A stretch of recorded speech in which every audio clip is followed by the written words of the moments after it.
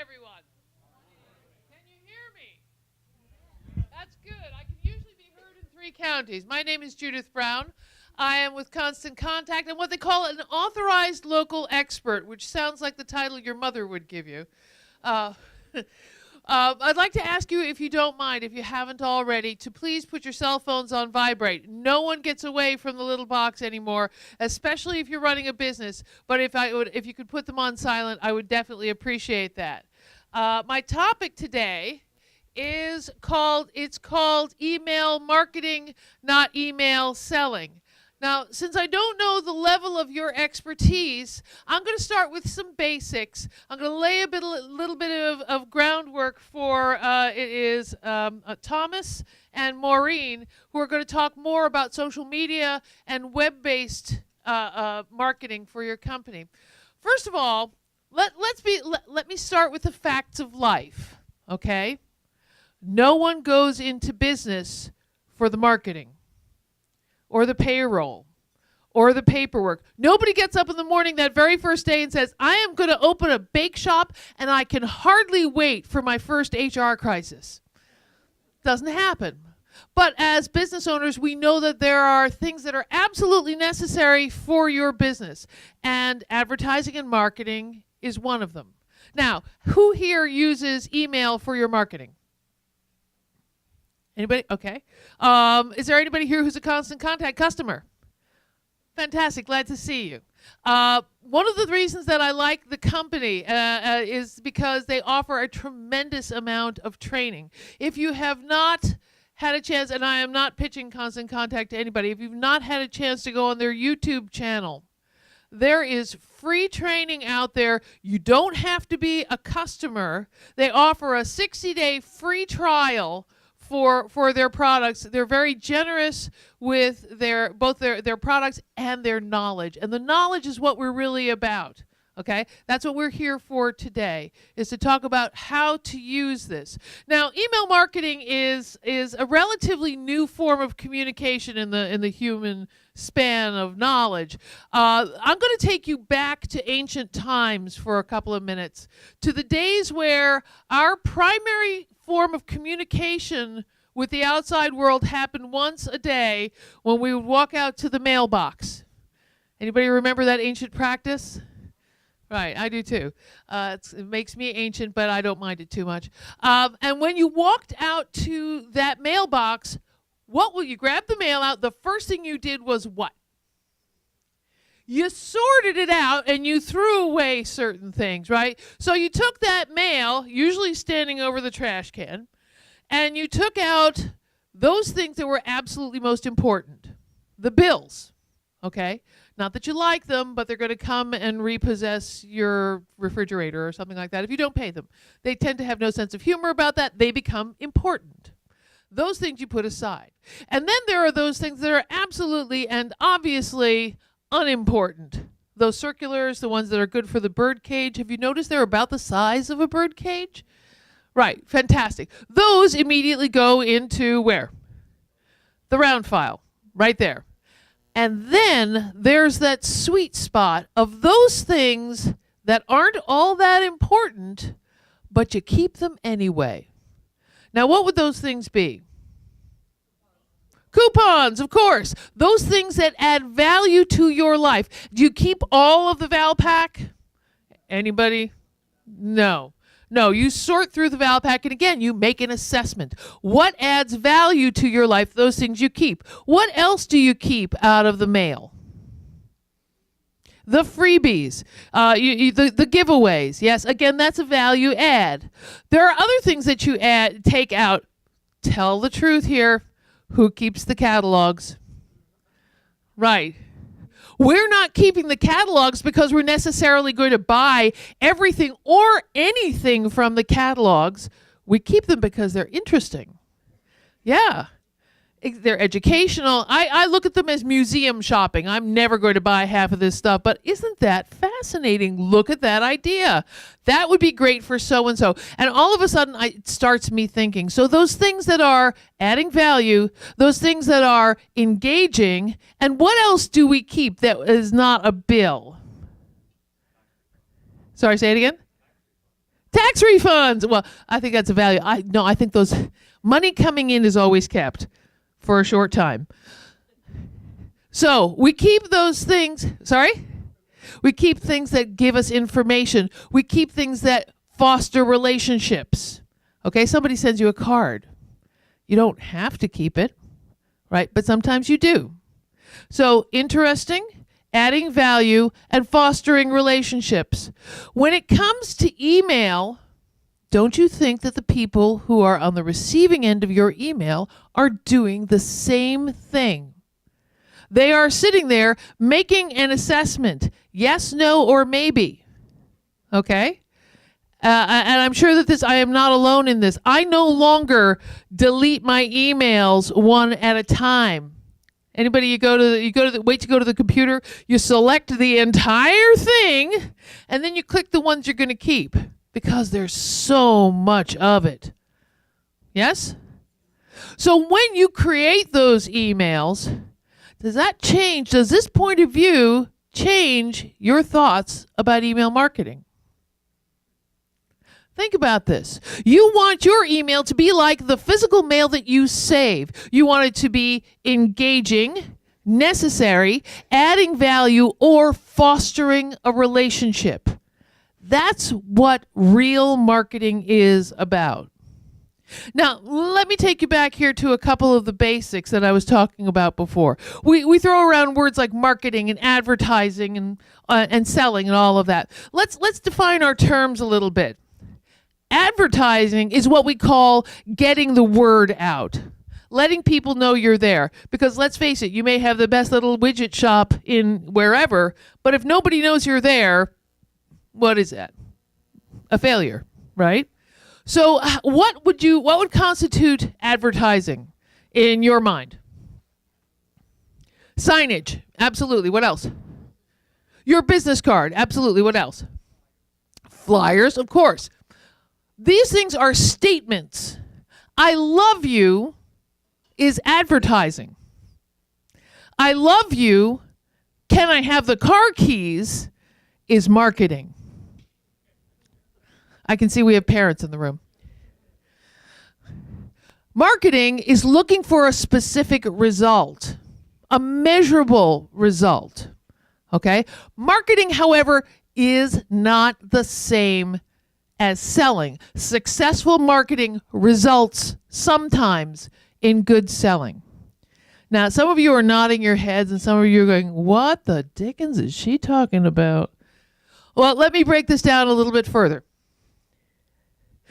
When you create a marketing relationship with your client base, they get to know you, they get to like you, and they get to trust you. Trust, like, and know. I like to flip out the word know for the word need.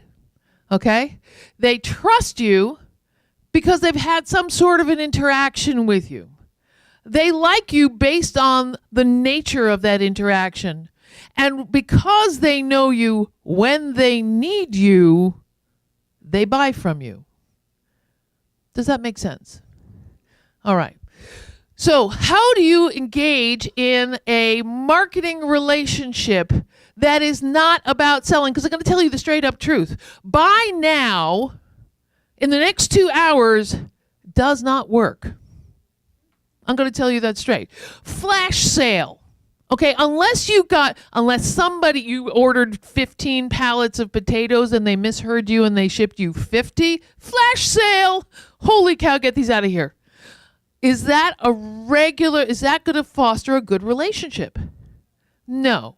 Are they going to trust you based on the flash sale? Buy now, 20%.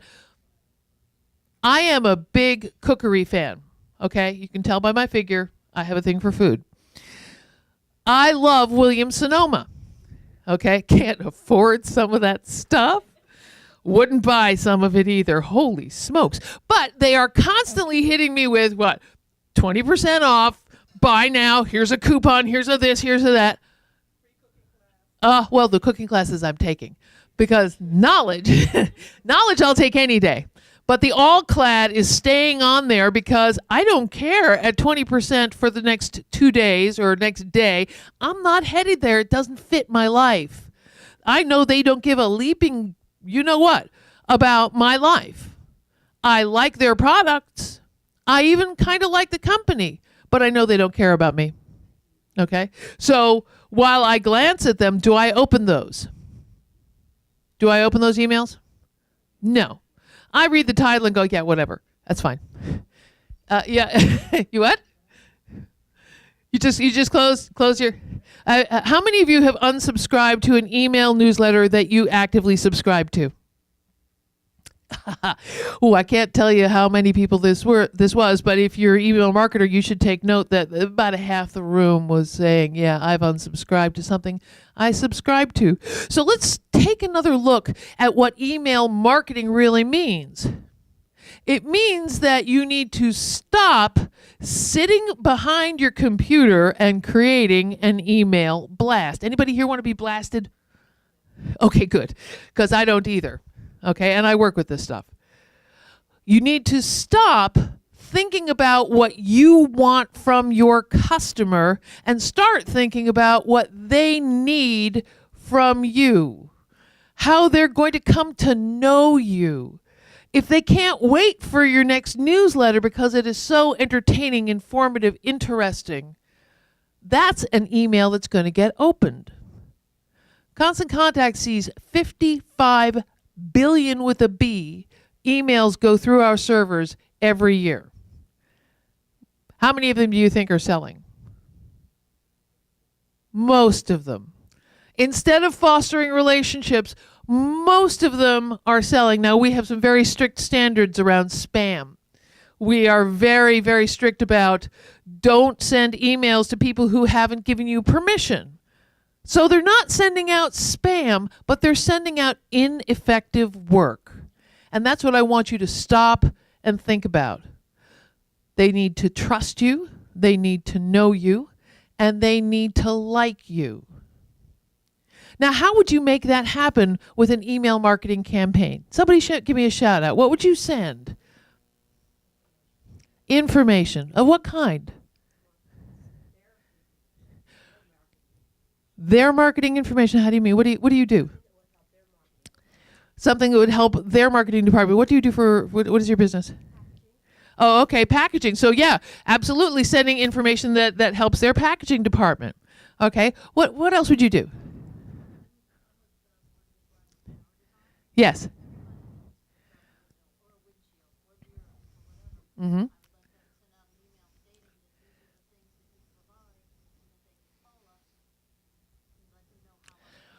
Okay, that's advertising. Now, let's take that and let's take her idea, let's work with it for a second. How would you turn that idea into good marketing? Ooh, challenging, isn't it? Yes.